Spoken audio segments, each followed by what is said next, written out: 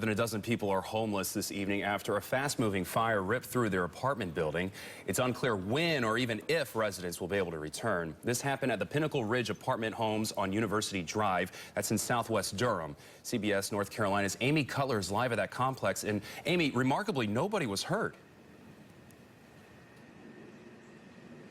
It really is fortunate, Sean. Everyone who was inside the building and their pets managed to get out okay. Now, we're in the back side of the building. Behind us, you can see all of the damage that fire did. The roof partially gone there, and there's a lot of damage to that third floor apartment as well.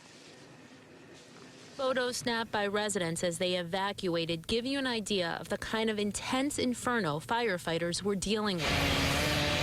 The building is in the back of the Pinnacle Ridge apartment homes and took a while for someone to notice. We were pounding on the door, and I ran out to see what was going on. There was a gentleman who's already moved to the next apartment. He said, "Your building's on fire, your building's on fire." It happened just before 11 this morning. Craig Warbington just ran out. I was in my pajamas. I have no driver's license, credit cards, money's all inside. Can't get to it. And Warbington isn't alone. Hall says there are 12 apartments in the building. 11 had people living in them.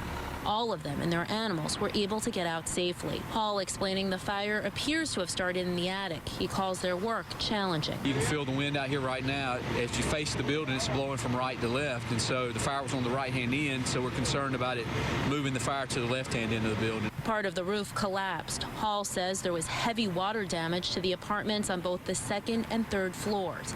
As for Warbington, he's trying to look at the bright side. I feel very fortunate this time. It could have been a lot worse. With the winds gusting, I mean, the whole place could have gone down to the ground.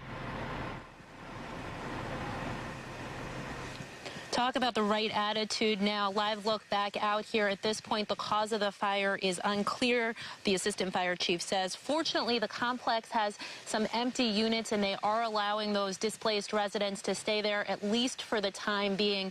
Now, late this afternoon, some of those residents were able to get back into their apartments. We actually got to see inside one of those units. We'll have more on that for you coming up live at 6 o'clock. Live in Durham, I'm Amy Cutler, CBS North Carolina.